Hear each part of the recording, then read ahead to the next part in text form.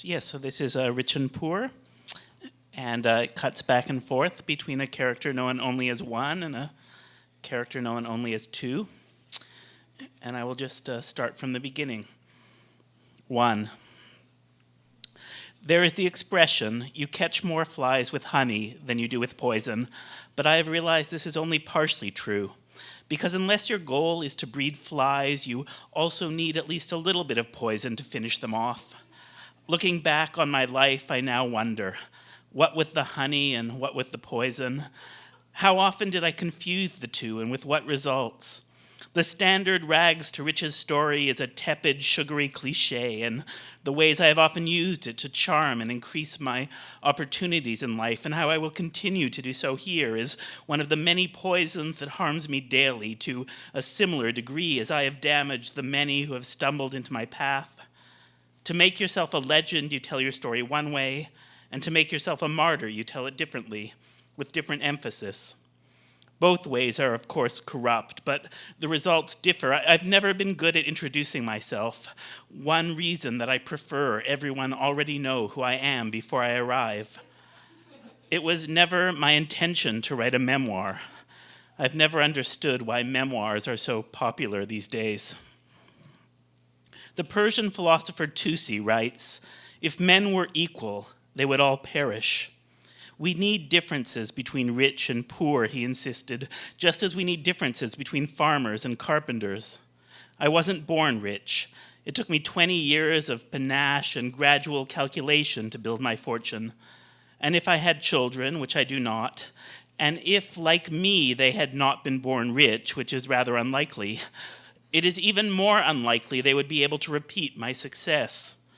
The world no longer contains such opportunities, and generalized lack of opportunity is a condition me and my kind had some small part in creating.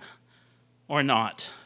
Perhaps we only rode the waves of our time, and if none of us had been born, others would have done the same, but it was us and not others, much like some people are rich and others are poor, but it changes nothing. Oh no, I fucked up. But it was us and not others, much like some people are rich and others are poor. We can say that some people are rich because others are poor, but it changes nothing. The roulette wheel spins and the numbers that come up are the ones that win. If you were a left-wing activist in Germany in the 20s or 30s, there would be little you could do to stop Hitler. And yet it's important to believe there is always something you can do, to lie to yourself a little, because then at least you have a shot. Miracles do happen, but they're extremely rare. My situation was not a miracle, just a great deal of charm and ambition and being alive in an age when such things were possible, plus precisely the right degree of luck. But, of course, like all of us in these positions, I don't believe in luck. We all believe, like any good asshole, that success is nothing more or less than the result of our genius. 2, I will kill him. It will solve nothing and help no one, but for me at least, it will bring something to an end. The poor must kill the rich, one at a time, at every opportunity. One man kills another, and the message is clear. Your wealth is cruel and unnatural.